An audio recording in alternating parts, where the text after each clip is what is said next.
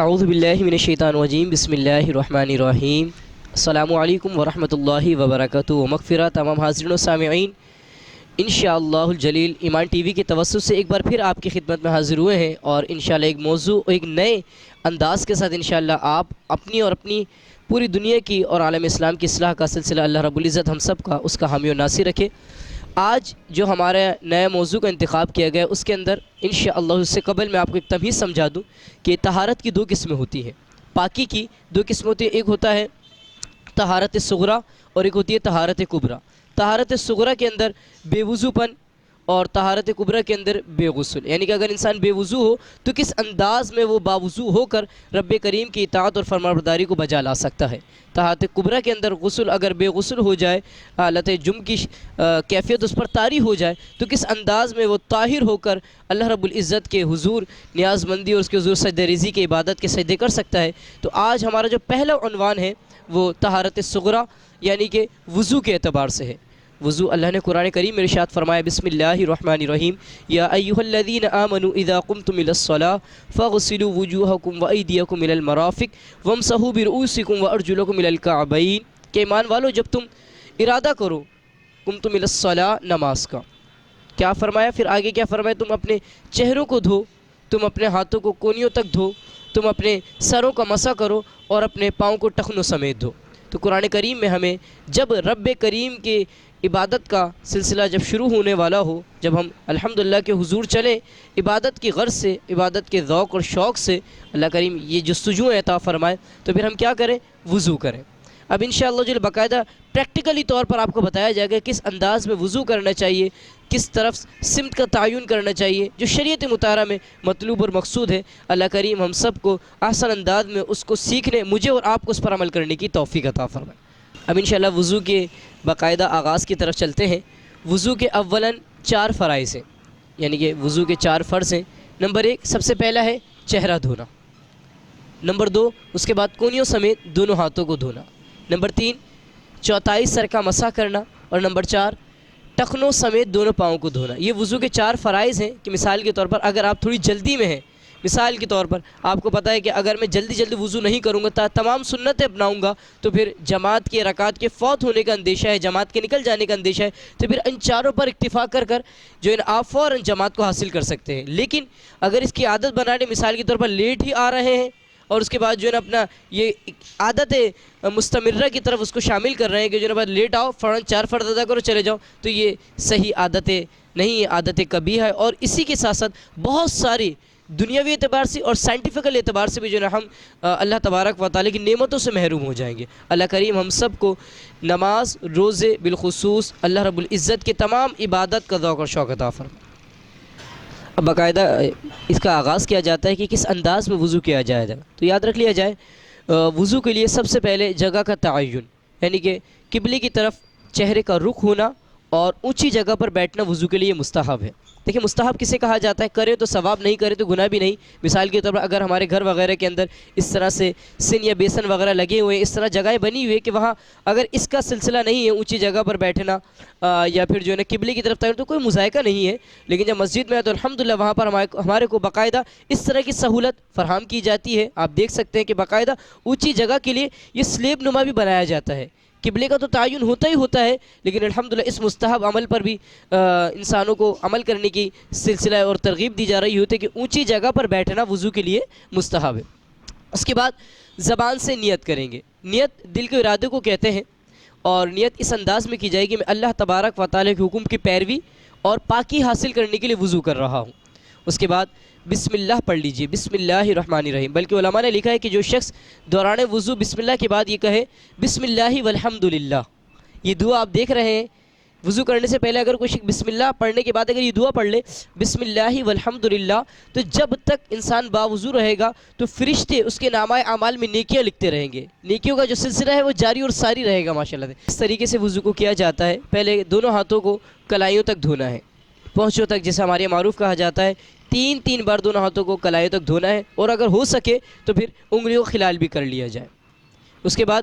کلی کرنی ہے، کلی اس انداز میں کرنی ہے، اور اگر روزہ نہیں ہے تو غرغرہ بھی کرنا ہے۔ اور اگر کلی سے قبل مسواک کرنا چاہیں، مسواک کی عادت ہے تو بہت اچھی بات ہے، سنت رسول صلی اللہ علیہ وسلم ہے،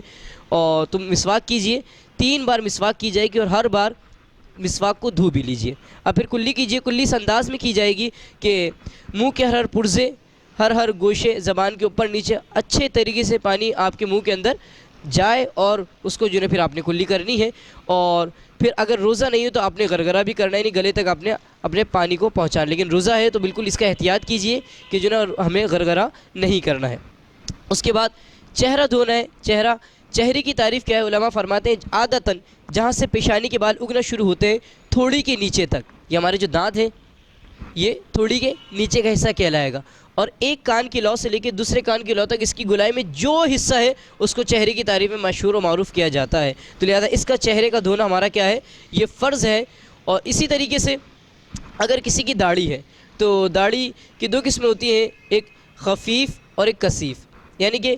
ایک وہ شخص ہوتے ہیں کہ جن کی ہلکی ہلکی داڑھی ہوتی ہے اور اعضاء جو ہے نا جلد جو ہے وہ داڑھی سے جو ہے نا جھلک رہی ہوتی ہے، بالکل ہلکی ہلکی، اور بسا اوقات ایسی داڑھی ہوتی ہے کہ جو ہے نا جلد جھلک نہیں رہی ہوتی ہے۔ تو اگر داڑھی خفت والی ہے، خفیف ہے کہ اعضاء جلد جو ہے نا جھلک رہے ہیں، تو ان اعضاء پر پانی بہانا ہمارے پر لازم ہے، ضروری ہے۔ اور اگر نہیں تو پھر جو ہے نا صرف اور صرف اگر چہرے پر بھی بہا لے جائے اور داڑھی کے بال بھی گیلے ہو جائیں تو پھر اس میں بھی ہمارا وضو ہو جائے گا۔ اور چہرے کے اندر داڑھی کے وہ بال دھونا ہمارے لیے لازم ہے کہ جو چہرے کی تعریف میں آ رہے ہیں،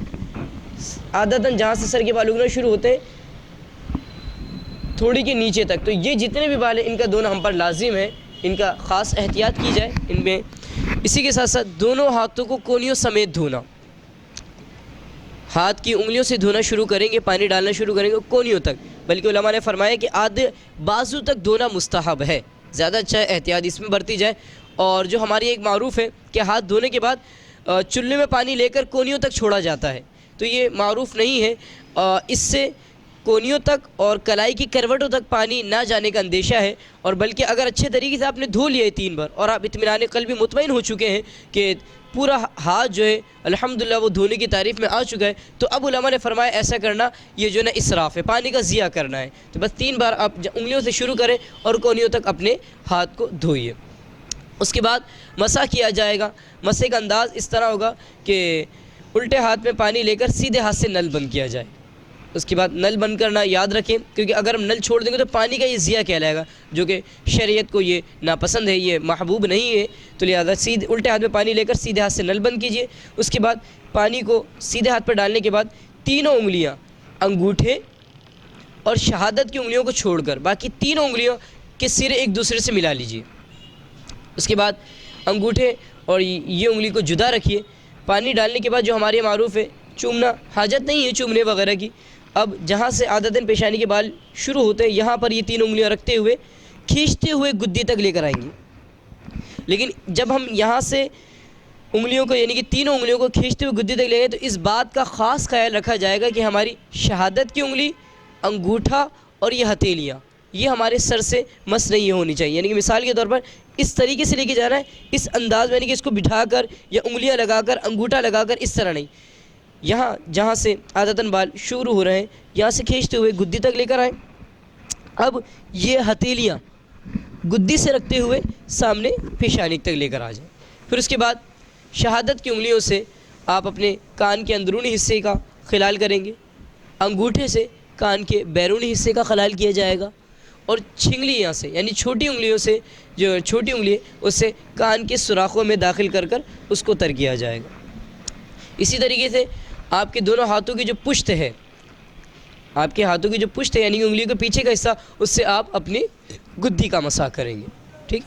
آپ ایک انداز میں کرنا چاہیں یا دونوں ایک ساتھ کرنا چاہیں تو اس میں کسی قسم کی کباہت، گلا نہ دھوئیں گے، گلا اس کے اندر نہیں ہے شامل۔ اسی کے بعد پھر 3 بار ہم اپنے پاؤں کو دھوئیں گے، اور پاؤں کا انداز اس طریقے سے لیا جائے گا کہ پاؤں کی انگلیوں سے شروع کر کر ٹخنوں تک، بلکہ آدھی پنڈلی تک اس کا دھونا بھی مستحب، علماء نے فرمایا کہ آدھی پنڈلی تک اس کا دھونا مستحب ہے۔ انگلیوں سے شروع کریں گے اور اسی دوران اچھے طریقے سے دیکھ لیا جائے کہ انگوٹھے کے نیچے والی حصہ، اسی طریقے سے تلوے کا جو حصہ ہے یہ کوئی ہمارا کوئی خشک نہ رہ جائے، اور پھر اس کے بعد پاؤں کی انگلیوں کا خلال کیجیے۔ کس انداز میں کہ الٹے ہاتھ کی چھوٹی انگلی سیدھے پاؤں کی چھوٹی انگلی سے کرنا شروع کیجیے،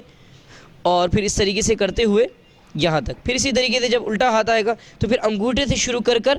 چھوٹی انگلی پر اس کو ہم نے ختم کرنا ہے۔ اس طریقے سے دونوں پاؤں کو کیا نام ہے ٹخنوں تک بلکہ آدھی پنڈلی تک دھونا مستحب ہے۔ تو اس کے بعد جب وضو ہو جائے تو وضو کے بعد یہ دعا پڑھنے کا معمول بنا لیجئے، اللہم اجعلنی من التوابین واجعلنی من المتطہرین، اے اللہ عز و جل مجھے توبہ کرنے والوں میں بنا دے اور مجھے بہت زیادہ پاک کرنے والوں میں شامل کر لے۔ اللہ کریم ہم سب کو جو ہم نے وضو کا طریقہ سماعت فرمایا، صحیح معنوں میں اپنے آپ کو دیکھیں کہ ہم کس انداز میں وضو کرتے ہیں۔ اگر کچھ غلطیاں ہیں، کچھ خامیاں ہیں، کچھ کمیاں ہیں تو پھر اس انداز میں اپنے وضو کو دیکھ کر ویڈیو کو اچھے طریقے سے اپنی اصلاح کیجیے۔ اگر میری کوئی کوتاہی پائے تو میری بھی اصلاح کیجیے۔ اللہ کریم ہم سب کو بالخصوص ہمارے جو ایمان ٹی وی بڑے آسان انداز میں اس کا کام کر رہے ہیں، اس چینل کو سبسکرائب کیجیے اور لائک کیجیے، کمنٹس دیجیے ہماری ویڈیو پہ۔ اللہ کریم ہم سب کا حامی و ناصر رہے اور ہم سب کو دین کا کام اخلاص کے ساتھ کرنے کی توفیق عطا فرمائے۔